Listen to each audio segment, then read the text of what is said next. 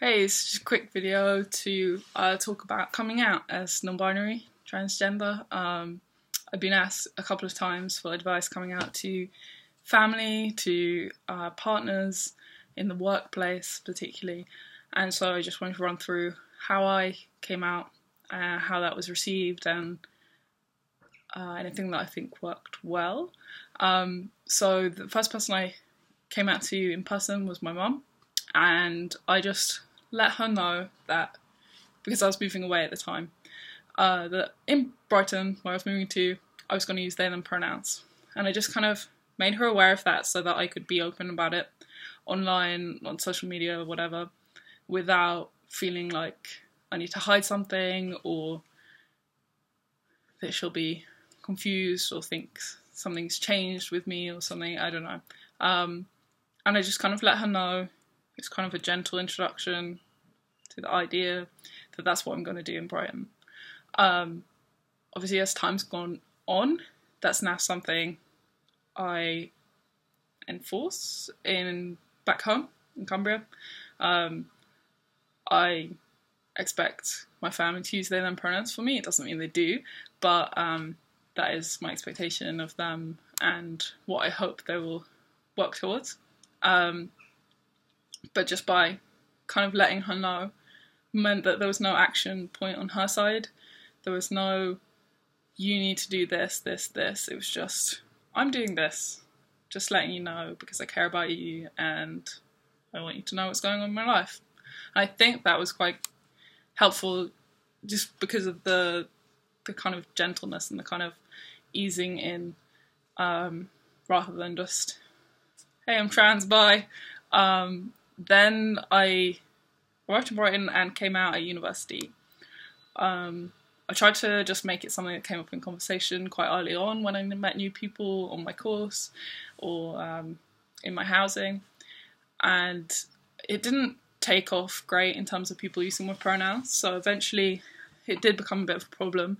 And so I contacted my course leader and just let him know in an email that my pronouns are they, them, that I identify as non-binary, and I attached some online resources that explained how to use they, them in conversation and what non-binary can mean for people. And I think that was a really good decision, a really solid choice that I made, because then that gave the burden to him to disseminate that information. He then sent an email to the staff explaining that I use this language, this is appropriate, this isn't, here's this resource that they send, and can you try to be aware? And then that left me confident going into a lecture room, whatever, of knowing that that tutor is aware of my pronouns and of my identity, and if they are not reflecting it in their speech or interaction with me, then that's something I can challenge because they do know. There's no kind of misunderstanding, and there's that point of reference of somebody in authority saying, look, you need to educate yourself and respect this person's identity. So I think that just really helped build my confidence for any future coming outs when I'm kind of doing that thing that's like, oh hey, I'm actually still non-binary, so you can use they, them pronouns, or just reminding people if they say she or he, it's actually they. And not feeling so self-conscious about it. Then in terms of like the workplace, I now just put on my CV, Jay is non-binary and identifies with they, them pronouns. It's just right on there. I think it includes the words transgender, and that's just, yeah, very matter of fact. And there are, in the UK at least, laws to stop people discriminating based on transgender or whatever identity you hold. But I think whether you're comfortable to do that depends on your situation. So I know that it's really important for me with the way my anxiety is, for example, that I'm in a place where people know I'm non-binary, where people are trying their best to respect that and are inclusive. And I live in a very queer place, a very queer friendly place, so I am in a position to be able to do that. I know not everyone can, because you might just need a job right now, you might not be able to make that kind of choice to out yourself at that point. But I do think it puts you on a really good foot for confidently going into that environment, going into the interview or the workplace, knowing that they know you're non-binary, they've taken note of that, and there's no kind of surprise. There's no sit down, shock, wow, you're non-binary, oh, I didn't know, how do we deal with that? They're aware, so they have time to educate themselves, they have time to disseminate the information where appropriate for colleagues. And yeah, it's just really reassuring. Other than that, I once mentioned it in an interview for a job. I just dropped it in, when they ask kind of give us an example of when you did something really great and we should hire you because you did that. And in my example, I managed to tie it in to the fact that I'm trans, and it just drops it in again, very matter of fact, very without a conversation. There's no kind of, oh, let's talk about this. It's just, I'm trans, this happened, I did this, bye, great, give me the job.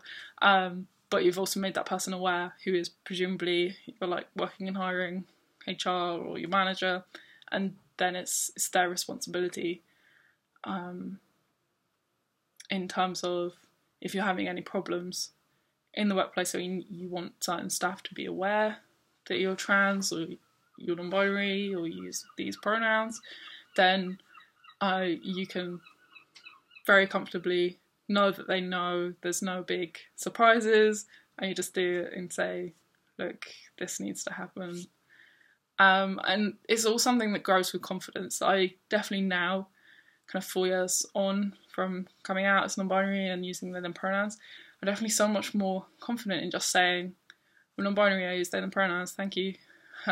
Correcting somebody if they say she, correcting someone if they say he, asking how other people identify, asking what other people's pronouns are, just trying to make that into a really everyday thing that means when you bring it up in conversation, if the person, if they're not expecting it or they're a bit taken aback, it's on them. It's totally on them, because you say it so nonchalantly and like you're so used to saying it that it just comes out, and they're the one who then has to deal with whatever their problem is, because you're delivering this news as if everyone else before has accepted it and dealt with it and just said, oh yeah, great, I'm this, I'm she, her, I'm he, him, I'm blah, blah, blah.